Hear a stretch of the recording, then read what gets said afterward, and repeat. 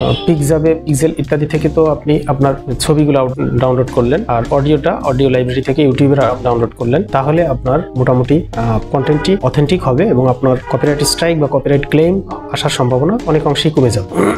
আর fair use এর নীতিমালা মেনে চলুন ইউটিউবে। ফেয়ার ইউজ হচ্ছে শিক্ষামূলক ভিডিওর উদ্দেশ্য, ব্যবহারের পরিমাণ, ভিডিওর পরিবর্তন আছে কিনা, এই আইনগুলো ইউটিউবের যে পলিসি আছে সেই পলিসিগুলো, নীতিমালাগুলো ভালো করে পড়ে নীতিমালা সম্পর্কে সাময়িক ধারণা রেখে তারপরে কাজ করা ভালো এবং পরিবর্তন হয়। এই নীতিমালাগুলো প্রায় আপডেট হয়, এই আপডেটের সাথে নিজেকে মানিয়ে নিয়ে কাজ করা সবচেয়ে বুদ্ধিমানের কাজ।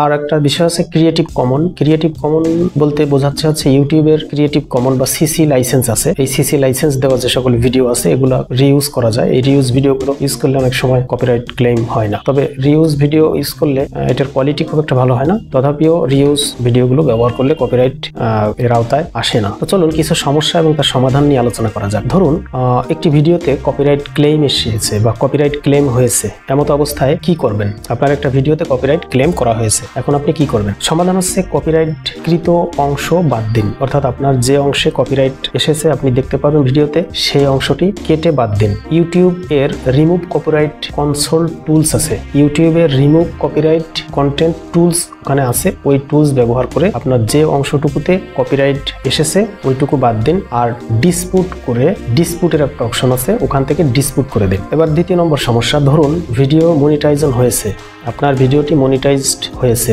এখন আপনার ইউটিউবে একটা ভিডিওতে একটু প্রবলেম হয়েছে, এখন কি করবেন? এর উত্তর হচ্ছে, যদি ভিডিও আপনার চ্যানেলটি মনিটাইজ থাকে তখন ভিডিও এবং অডিওটা পরিবর্তন করে ফেলুন ডিরেক্টলি। ইউটিউব পার্টনার সাপোর্ট যারা আছে এদেরকে রিপোর্ট করুন, অথবা নিজের কন্টেন্ট নিজেই ব্যবহার করুন, অন্যের কন্টেন্ট টোটালি এড়িয়ে চলুন। তার কারণ যেহেতু আপনার চ্যানেলটি মনিটাইজ, সুতরাং আপনাকে অনেক বেশি সেন্সিটিভ থাকতে হবে, অনেক বেশি সতর্ক থাকতে হবে। তারপরে ধরুন ভিডিও ব্লক হয়ে যেতে পারে, এখন আপনার ভিডিওটি ব্লকড হয়ে গেছে হঠাৎ করে, এখন কি করবেন? পার্মানেন্টলি ব্লকড হয়ে যায়, অনেক সময় কপিরাইটের আপলোড করার সময় ব্লকড হয়ে যায়। তো এরকম যদি পরিস্থিতি হয় তাহলে ভিডিওর কপিরাইট যে অংশটা আছে ওইটা রিমুভ করে দিবেন, আর কপিরাইটের অরিজিনাল যে মালিক সেই মালিকের অনুমতি নিয়ে তারপরে ব্যবহার করবেন। মালিকের অনুমতি নিয়ে তারপরে তাকে ক্রেডিট দিয়ে তারপরে ব্যবহার করবেন। ক্রেডিটের একটা ব্যাপার আছে এখানে, যে ওনার যে মালিক ভিডিও অরিজিনাল তাকে ক্রেডিট দিয়ে তারপরে ব্যবহার করুন। আর ভিডিওতে নতুন ব্যাকগ্রাউন্ড মিউজিক দিবেন, পুরাতন যে ব্যাকগ্রাউন্ড মিউজিক আছে সেটা রিমুভ করে নতুন ব্যাকগ্রাউন্ড মিউজিক দিলে ব্লকড এর সমস্যাটা সমাধান হয়ে যাবে।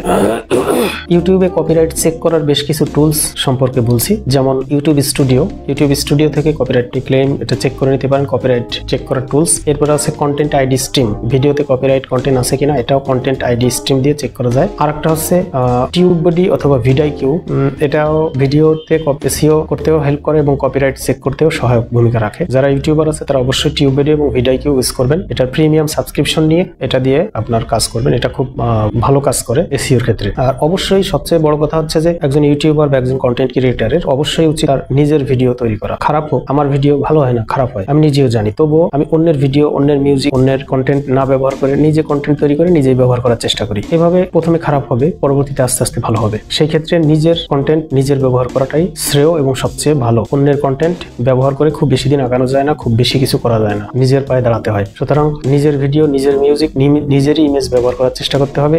আর ইউটিউব লাইসেন্স আছে এমন ভিডিও ইউজ করতে হবে, অডিওগুলো ইউটিউবের অডিও লাইব্রেরি থেকে ইউজ করতে হবে, তাহলে কোনো সমস্যা হবে না। তো ঠিক আছে বন্ধুরা, ভালো থাকবেন। আজকের ভিডিও পর্যন্তই, দেখা হবে পরবর্তী কোনো ভিডিওতে। আল্লাহ হাফেজ।